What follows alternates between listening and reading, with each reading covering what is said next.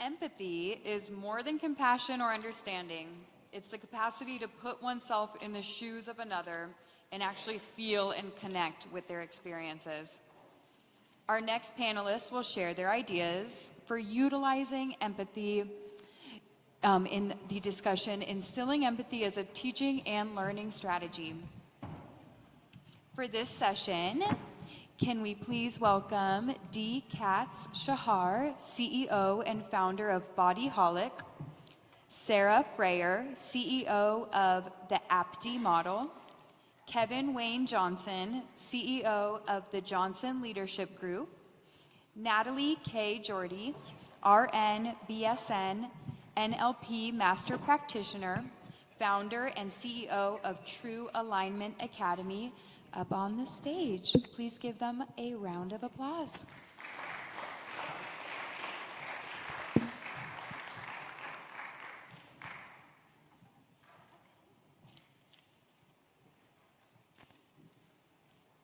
All right, hello everyone.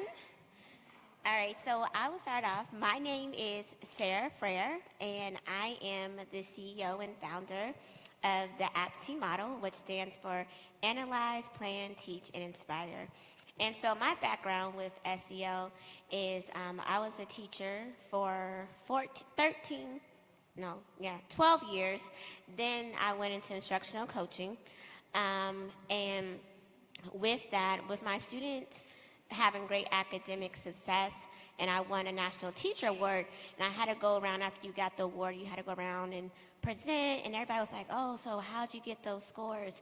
And I was just like, I had to know who my students were first. I had to get to know them before I got to the academics, so I always led with a social-emotional lens, and I have a master's degree in SEL, and so that's a little bit about me. Hi, my name is Natalie, and I'm the founder and CEO of True Alignment Academy. So I was a nurse for 16, 17 years and worked COVID in ICU. And at the end there, I knew I had to do something more. And I knew that there was such a need. And so my passion was to help the nurses and the first responders and healthcare workers. And so I created a business that helps those heal from trauma. And heal from trauma in a way that gives them the tools. We don't just give them the fish, like we teach them how to fish so that they can take control of their own mental health for the rest of their lives. And it's been extremely incredible, the results that we've been able to see. So it's a pleasure to be here today.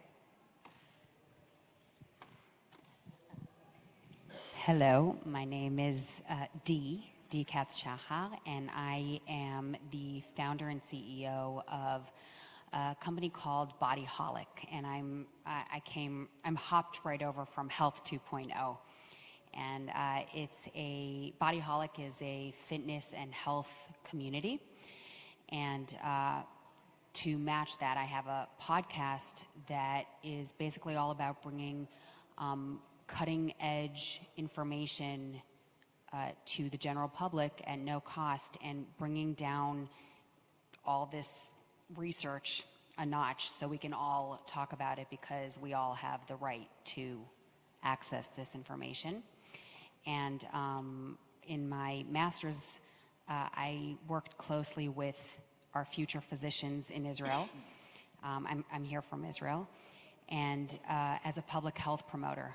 And one of the things that I was most focused on with them was mindfulness and bedside manner. And that's where I come into this wonderful panel. Thank you. And I am Kevin Wayne Johnson. I am the founder and chief executive officer of the Johnson Leadership Group. We're based in the Washington, D.C. and Baltimore area. I started the company about 6 years ago following my 34-year career with the federal government. I was a frontline, mid-level, and senior level leader. I served for 34 years, and I retired 6 years ago. And I knew when I retired I wanted to move into the leadership development space. And so that's where I am. I have a team of 10 individuals, diverse professionals that are certified executive coaches, certified trainers, certified mentors. I'm also on the speaker circuit. I'm also an author.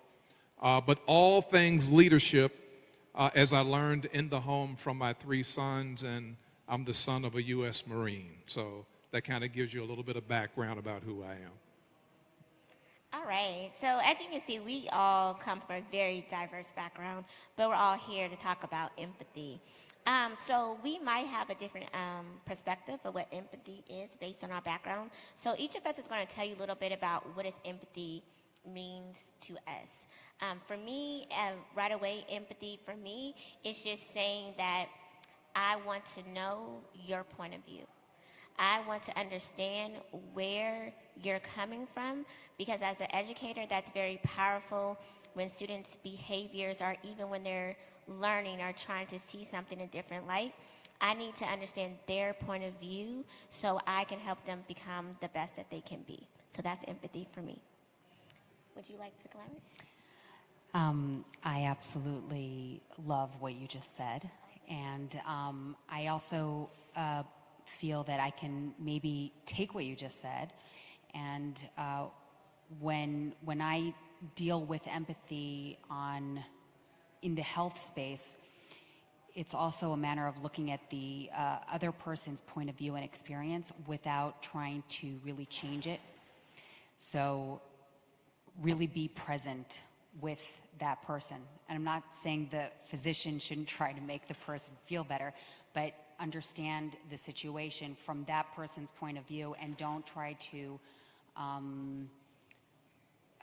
convince them that they're doing something wrong or feeling something different, or the situation.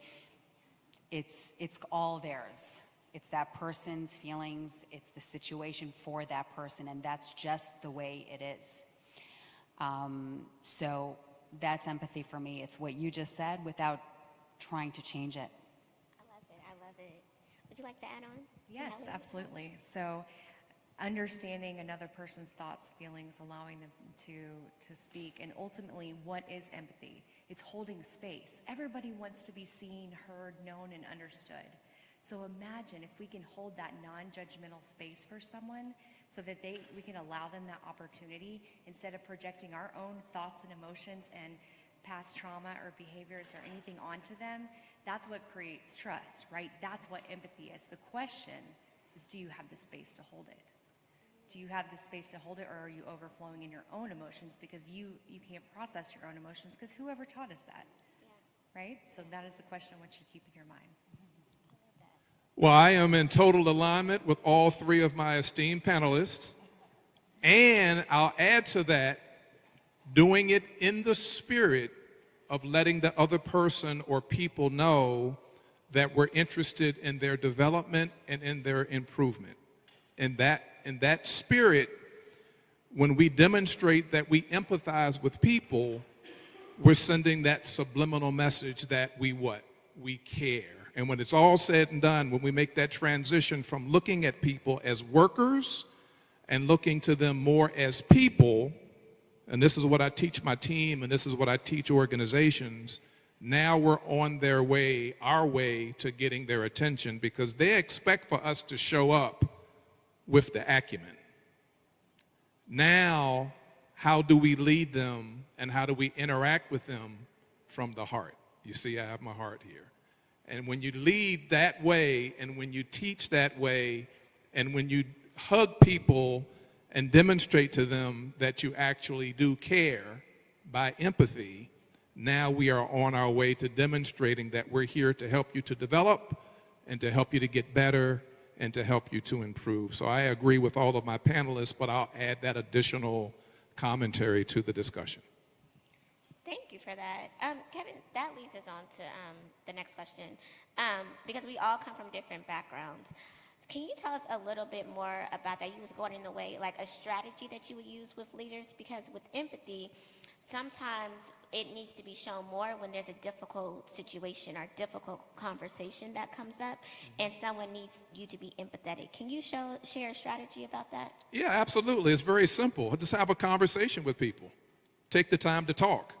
Oftentimes we get really, really busy, and we should, because we're getting paid good money and we have excellent benefits. We're there to get a job done. but can we take the time to have an informal conversation, dialogue, and communication with people to kind of help them to open up? Because everybody that I run into, and me included, we're internalizing things that we're not comfortable with talking to people about for a lot of different reasons. There might be shame, there might be fear of retribution, retaliation. There are a number of different reasons, but when we have informal conversations with people, what we're doing is we're now building bridges, we're finding common ground, we have an opportunity to connect, and now we're forming relationships, and from that relationship come trust. And over time, people will now start to feel more comfortable in having a conversation with us because we have a relationship.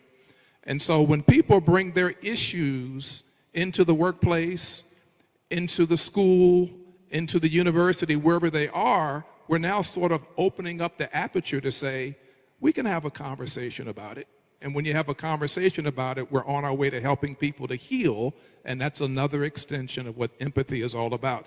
I don't believe in America that we talk to each other enough.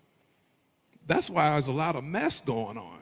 If we got a chance to just sit down and had an informal conversation about something that you're interested in, you're going to find out, I can guarantee you, that we have something in common. And even though you can dislike somebody that you know, there's a higher probability that you'll develop a like for that person because you've taken the time to get to know.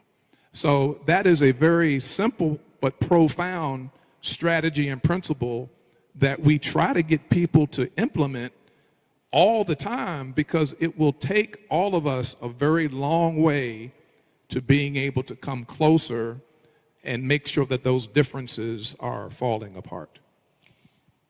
May I just add on, because what you're saying in my sphere, which is healthcare, actually saves lives.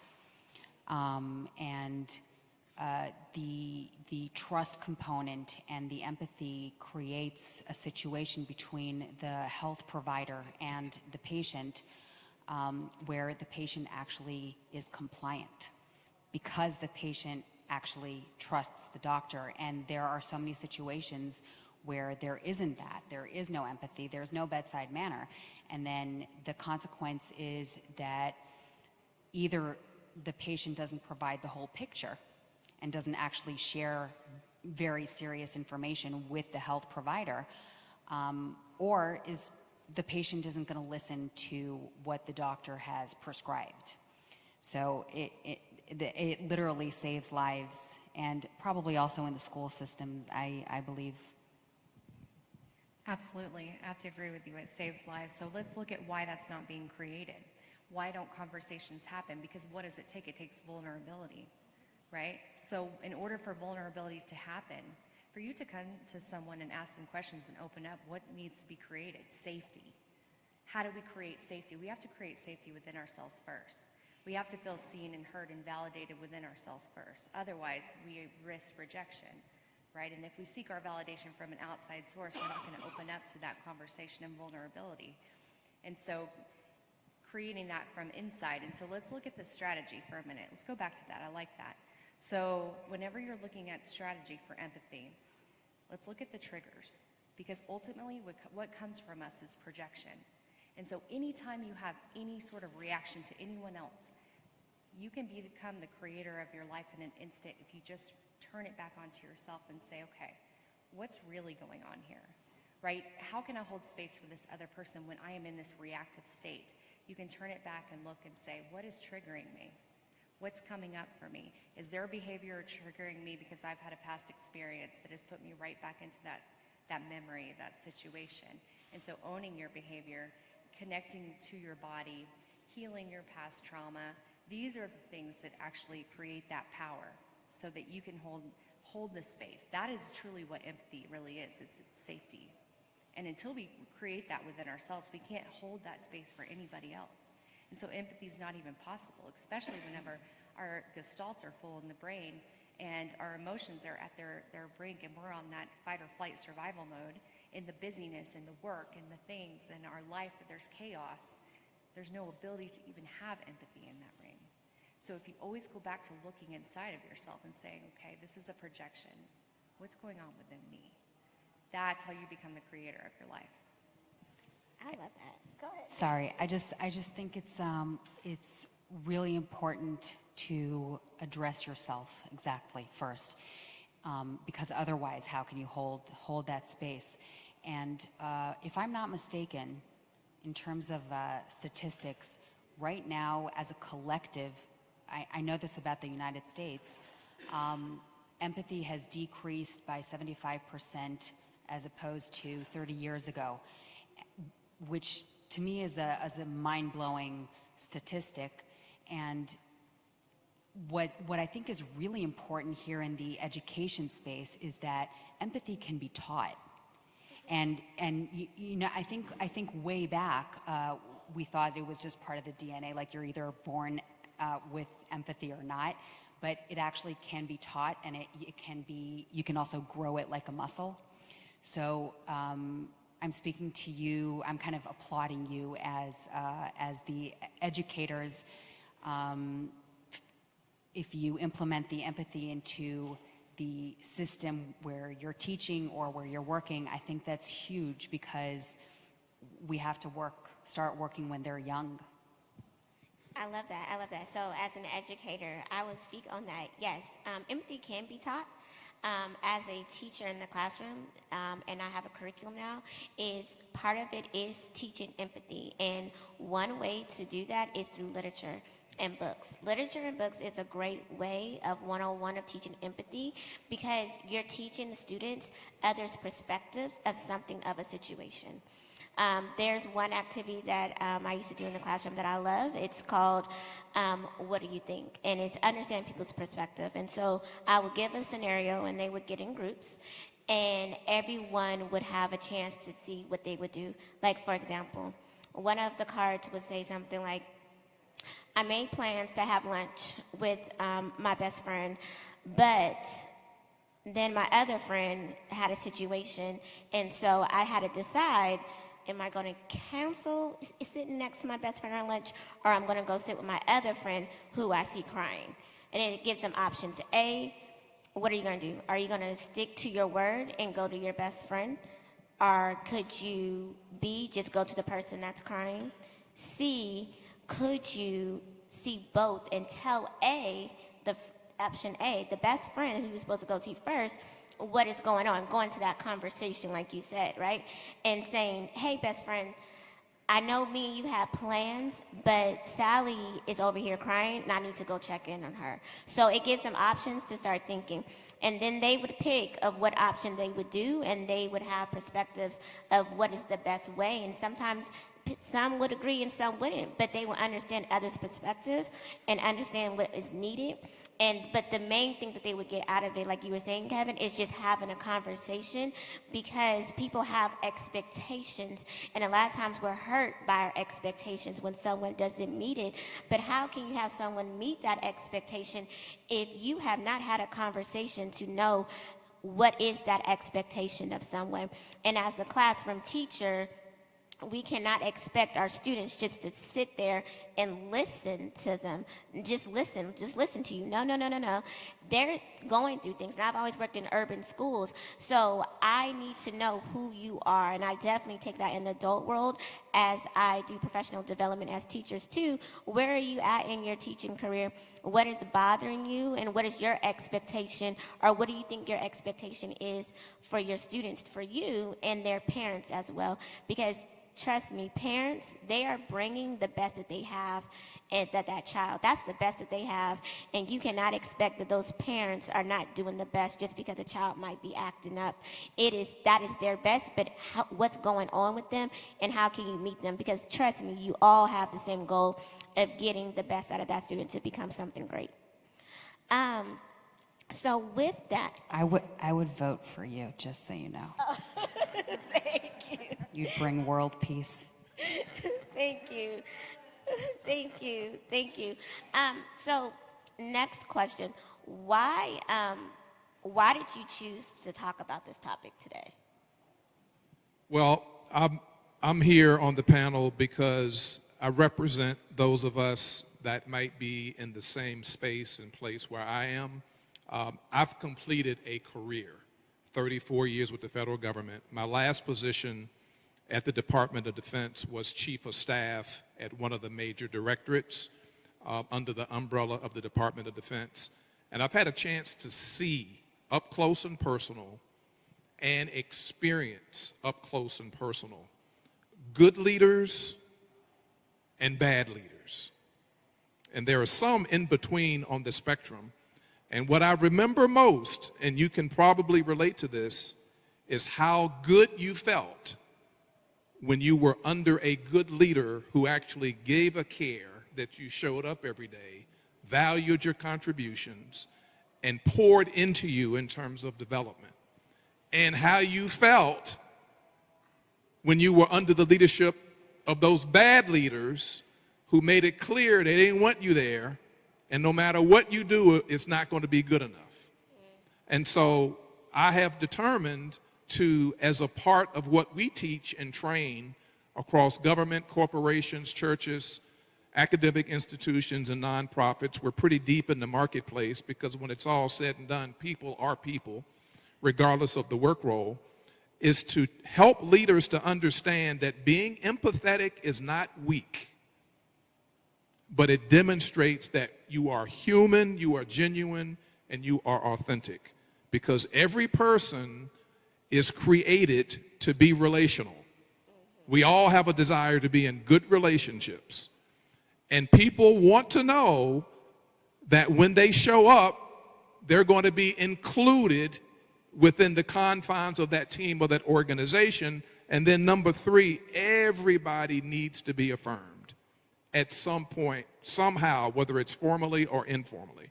And all of that, ladies and gentlemen, is a part of empathy, being an empathetic leader. It doesn't make you weak, it doesn't make you a doormat, because leaders have to hold people accountable, but it does demonstrate that we give a care when folks show up. And it's more than just what we know, but it's also what's in our heart that makes us good leaders. And so I'm on this, pouring into the next generation of leaders, those who are aspiring, seasoned leaders, etc., deep in the marketplace, because I believe that better leaders help to make the world a much better place.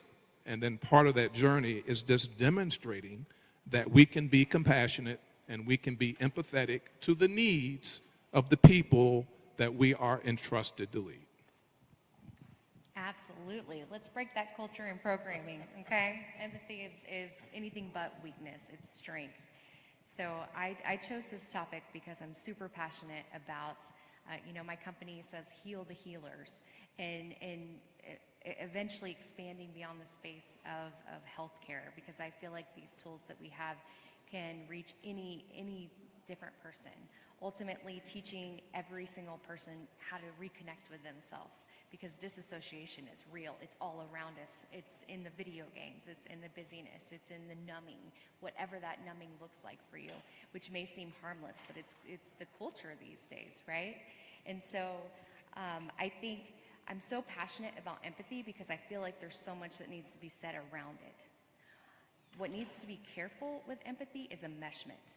We need to know where we begin and the other person, where we end and the other person begins. Because otherwise what happens is that sympathy, that codependency. What happens is we take on all of their problems, all of their emotions, right? So when we get that confused, that's what ends up in the burnout in the role of educators and health workers and every other field, right? So when we can define ourselves and reconnect with our bodies and then hold space for other people, holding that space, right? And allowing them to be them and giving them empowerment instead of being that rescuer and adopting that codependency and rescuing. So empathy is ultimately empowerment for the other individual instead of us taking on all of their problems. And so boundaries, that's how we teach other people how to treat us. And as leaders in every field, whenever you can hold your own boundaries, which let me tell you, in healthcare, I was like, what is a boundary? I have never known what a boundary was. And as I learn my own boundaries, I get to teach others boundaries, because then I get to hand their problems back to them and say, you got this. I'm going to empower you now. It's your turn. Super passionate about this topic. I love that. I love that. So, for me, why I chose the topic is because empathy and being empathetic is what got me here today. From leaders, from people in my church, from my parents, of just truly understanding who I am as Sarah and bringing out the best in me. And when I did that with my students, I saw how much greatness I can bring out of them. And also as a leader now in the school system and working with leaders, to go to your point, Kevin, you hit something that really targeted me. When I first went into leadership, I had to understand the difference between leadership style and my management style, right? Because as a teacher, I'm always leading, and I will make my students become leaders too. But the difference between the leadership style and my management style is because when you think about empathy, right, you don't want to think like, oh, they can just walk over you. No, no, no, no. Because my management style is more of a coaching style, but my leadership style is a servant. I lead as a servant heart. That's my leadership style.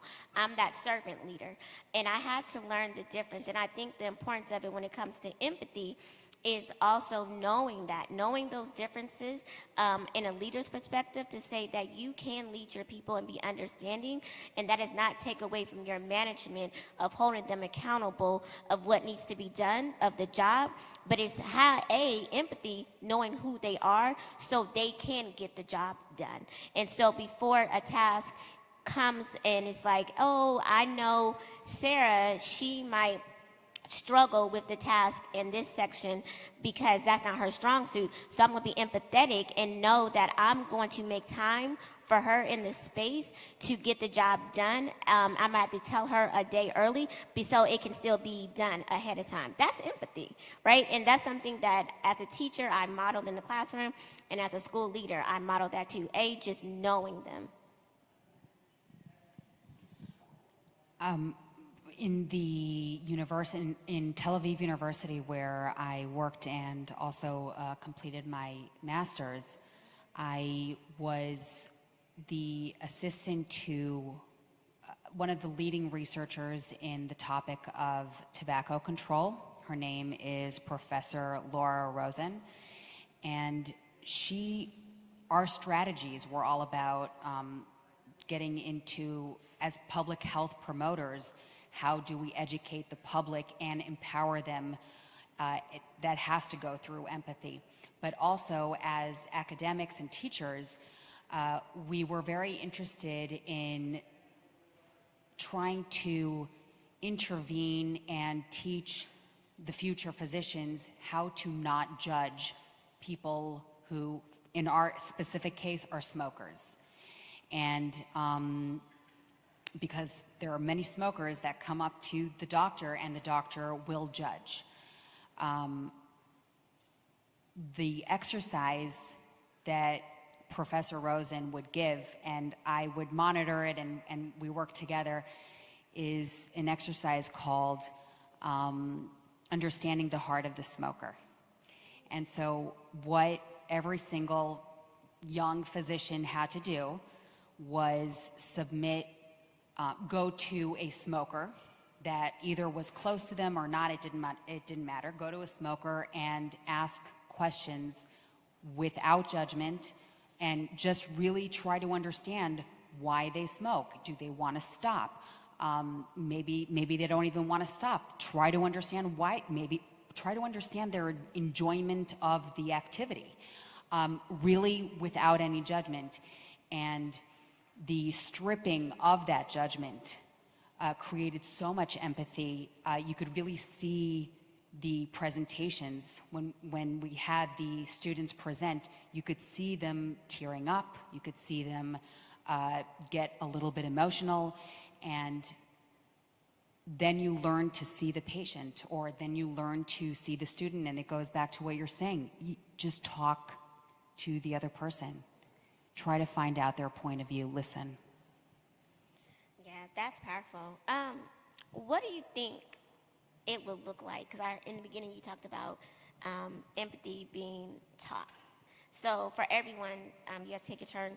What do you think it would look like if empathy was taught and it was like a goal in primary and it had to be a standard for it to be taught in the school system as soon as children come into the schools? Because as you know, some states, they have social emotional learning standards like Common Core standards, and some states are still working on that because they see the importance of it. So what do you think it would be like if empathy was a priority in the school system?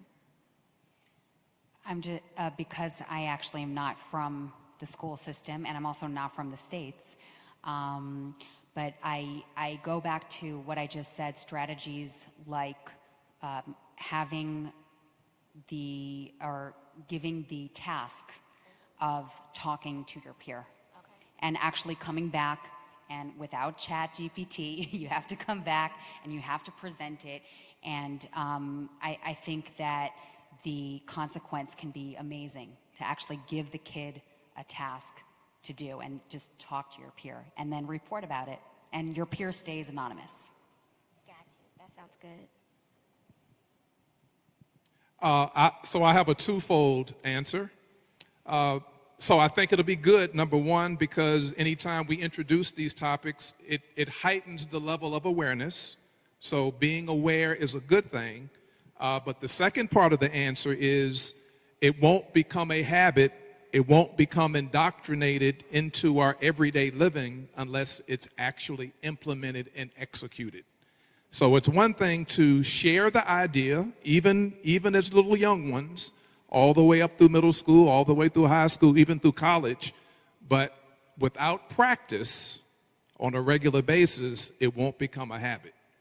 Now, the reason I answered it that way is because we have introduced a good number of strategies and principles to our students in school that have not been executed and implemented because it's not practiced.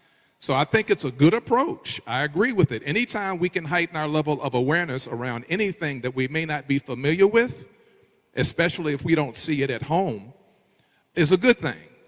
But we have to get people in the practice. The more we practice it, then it becomes a habit. Once it becomes a habit, it's just a part of our natural lifestyle to be empathetic to other people. To us, it's natural because we've practiced it for many, many decades, so it comes across naturally.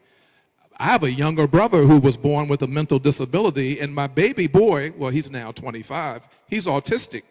So being empathetic and compassionate and respectful and understanding is part of my DNA because I've lived it my whole life. But a lot of people have not. And we still have to demonstrate that we're empathetic toward their cause, and we get to the how and the why, again, by just having the conversation and getting to know people and letting them get to know us. I love that. You know, all change starts with awareness. Each and every one of you are here at this conference or listening, and today you have experienced awareness. This is a seed that's been planted that can burst the foundation anywhere that you are. And so all growth starts in that phase. So what would it look like on the other side? What if we really did instill empathy? What if we took these children in the school system? What if we took adults and we showed them something different than what they've experienced their entire life? What if they've never felt seen, heard, known, and understood? In that moment, when you encounter them and you hold space for them and you make them feel that, you can change their life forever. And then they could get curious, right? What is it about her, right? And then you become their mentor, just like that in that moment. You can change their life forever. What would that look like if people weren't triggered?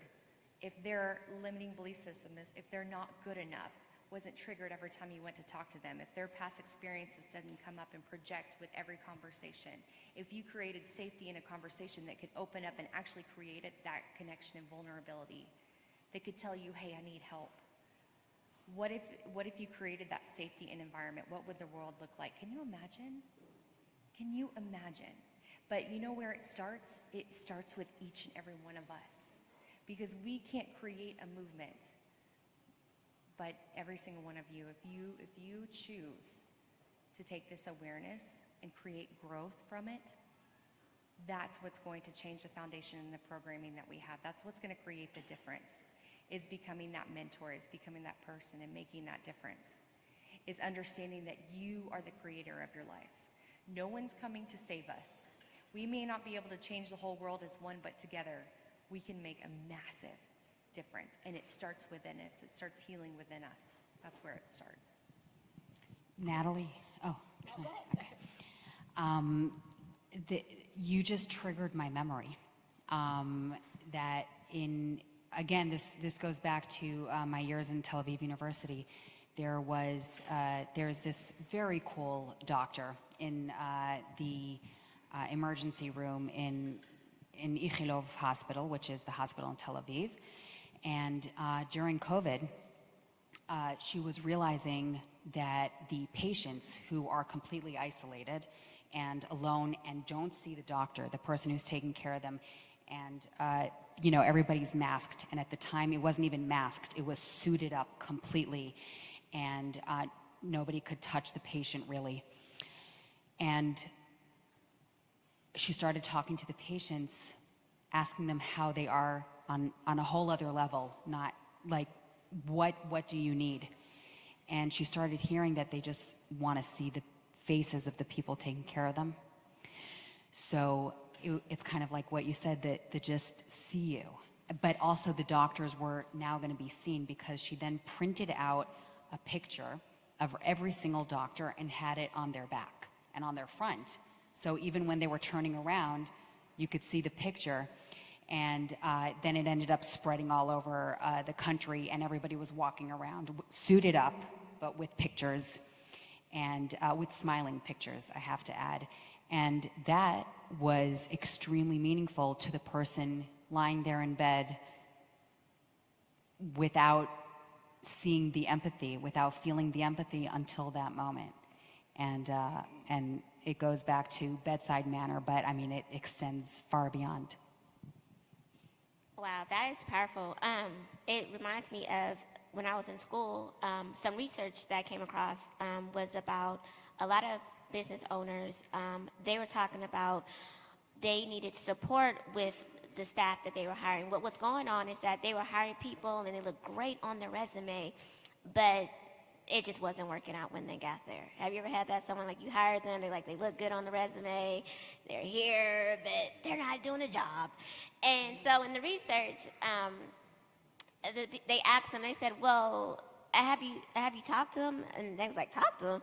And one manager said, well, I talked to them, they know what they're supposed to do, like they qualify for the job. And the person said, well, the researcher was asking them, well, did you show empathy? And they was like, empathy? He's like, the paycheck's the empathy, like they getting paid, He was like, no. And so he told him to go back and talk to that person and find out, because there was something on the interview, there was something on the resume that, yes, they could get the job done. So figure out why they're not getting the job done. And then you have to be open to, once again, your leadership style and management style to help them manage to get the task done that needs to get done. And that was very powerful for me, because as a classroom teacher at that time, I really wanted to make sure that I keep showing children, because they're going to be our future doctors, lawyers, whatever they want to become. And I want them to understand how to, know their self and their boundaries and have empathy for where they're at and push through, but also have empathy with others when they're working through, and to understand that they can help someone else. And so we have a few minutes left, and so we want to open the mic if anyone has questions. Yes.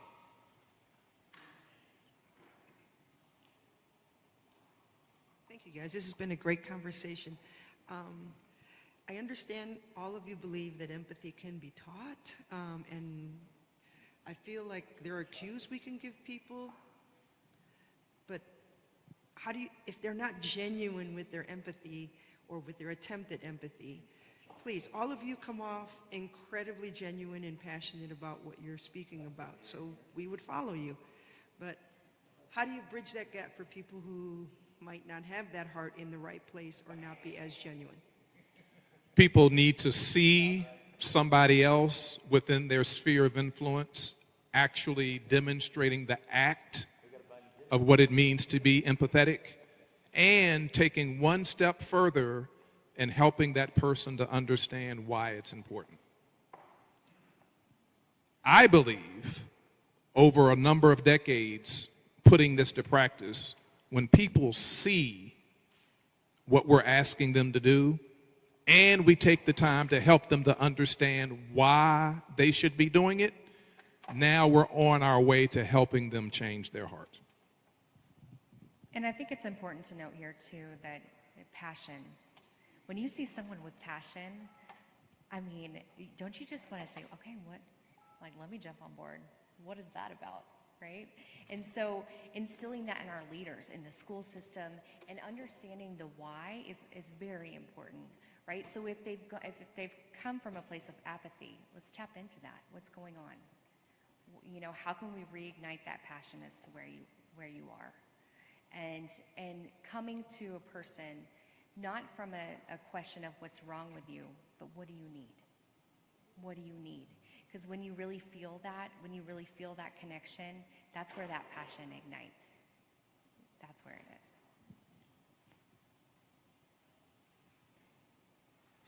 I don't really have a question, but I just have a comment. I really like this topic, empathy. One of the things that we have done with our students, it's STEAM education, so science, technology, engineering, arts, and math. And how we instill empathy, there's a little healthcare component in there where we teach the kids basic cancer biology and have them express it in visual and performing arts. But a part of that, that expression is they have to interview patients, people who have gone through chemotherapy, who have gone through cancer of some sort. So they have to interview. So in that interview, this is where they actually learn of their experience, and then when they're expressing it, they come up with the mental, just like what the patients have gone through mentally or physically, emotionally, all that stuff. And we are not teaching them that. So they're gaining that empathetic skill set through interviews. Thank you. Is there time for one last question? Yeah? No time anymore? Okay. I'm sorry. Well, We'll catch you on the networking hour. Yes, we'll catch you. So thank you, everyone. We truly enjoyed, and we hope that you took something from us, and we took it from you as well. And just remember to have a conversation. All right? Thank you.